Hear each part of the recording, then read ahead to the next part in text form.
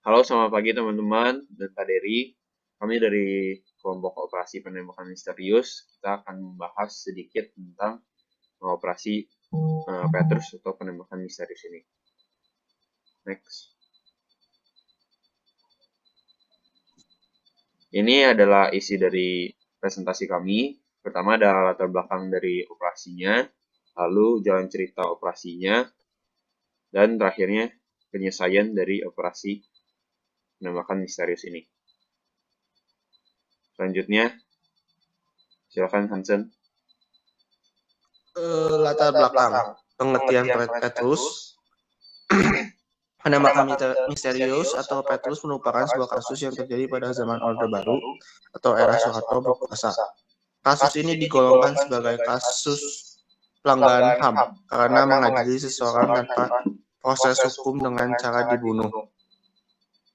Sistem dari penembakan misterius adalah menghakimi siapa saja yang dinilai sebagai pelaku kriminal atau kejahatan seperti preman, perampok, borong corah, anak jalanan, dan sejenisnya. Awalnya program ini dijalankan sebagai operasi celurit yang diimplementasikan oleh Polda Metro Jaya Jakarta untuk mereduksi angka kriminalitas yang dinilai berada di ambang kritis. Namun karena hasilnya cukup efektif, maka operasi ini diadopsi oleh daerah-daerah lain seperti Jawa Tengah dan Yogyakarta. Hasilnya pada tahun 1983 tercatat 532 orang tewas, 367 orang diantaranya tewas akibat luka tembakan.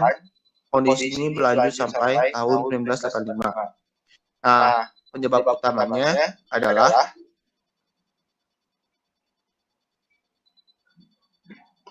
terlalu kuatnya rezim pemerintahan Soeharto, sehingga segala macam cara dilakukan untuk mencapai tujuan pribadinya. Juga diinginkan sikap pemerintah yang represif. Orang-orang yang menjadi buruan Petrus adalah oknum yang melakukan perlawanan terhadap kekuasaan Soeharto.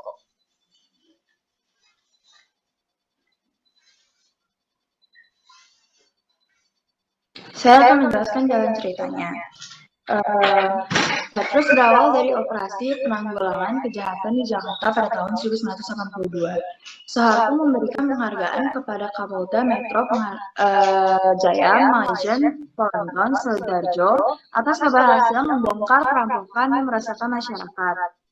Lalu pada Maret di tahun yang sama, di hadapan Rapim ABRI yang sekarang disebut sebagai TNI, Soeharto meminta polisi dan ABRI mengambil tingkah pemberantasan yang efektif, menekan angka kriminalitas, dan hal itu diulang lagi oleh Soeharto pada pidatonya pada tanggal 16 Agustus 1980.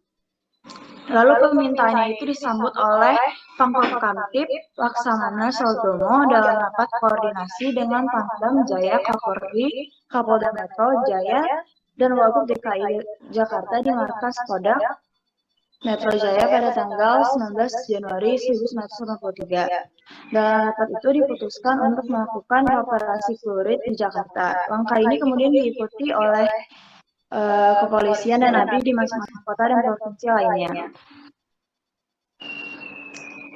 Sebagian besar korban Petrus adalah preman-preman kelas 3 yang biasanya sebagai menjadi pemalak, perampok, dan bromo corah, atau mereka yang dianggap melawan peraturan kekuasaan rezim Soeharto. Mereka lebih dikenal dengan sebutan bully. Petrus biasanya mengambil para pemuda yang dianggap sebagai preman. Mereka biasanya dibawa dengan mobil jeep gelap dan dibawa ke tempat yang jauh dari keramaian. Setelah itu mereka dibunuh dan mereka dibiarkan tergeletak begitu saja. Pada masa itu, para preman menjadi sangat ketakutan untuk keluar rumah. Bahkan pemuda bukan preman, tapi mempunyai tato di badannya, kadang juga sering menjadi incaran para Petrus. Maka tak heran jika pada saat itu rumah sakit kewalahan menerima para pemuda yang ingin menghapus tato mereka. Lalu tercatat ada 11 provinsi yang menerapkan Petrus seperti Jakarta, Jawa Barat, Jawa Tengah, Jawa Timur, DIY, Lampung, Sumatera Selatan, Sumatera Utara, Bali, Kalimantan Barat, dan Kalimantan Timur. Tapi sampai sekarang belum ada pengakuan resmi dari pemerintah. Dan bahkan kasus ini seakan hilang begitu saja seiring dengan langsungnya kekuasaan Soeharto.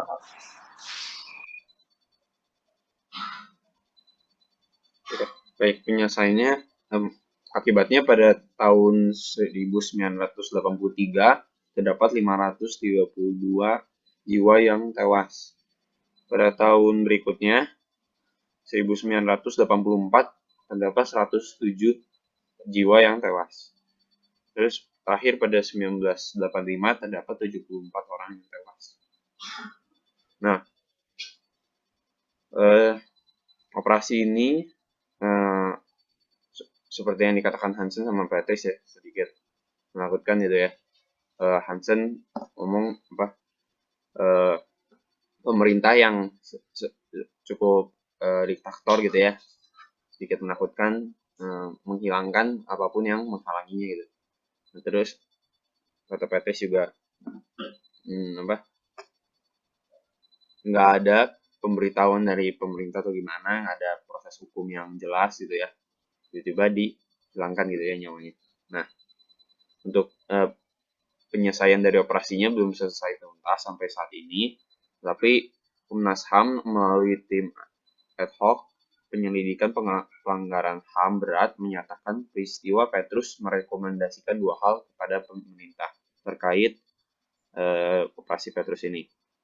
Dua hal tersebut adalah meminta Jaksa Agung menindaklanjuti hasil penyelidikan Komnas HAM dengan penyidikan sesuai ketentuan KUHP dan UU nomor 26 tahun 2000 tentang pengadilan HAM. Selain itu, Presiden dan DPR diminta mempercepat proses hukum dengan memberlakukan asas retroaktif yang diatur dalam pasal 43 UU nomor 26 tahun 2000 tentang pengadilan HAM.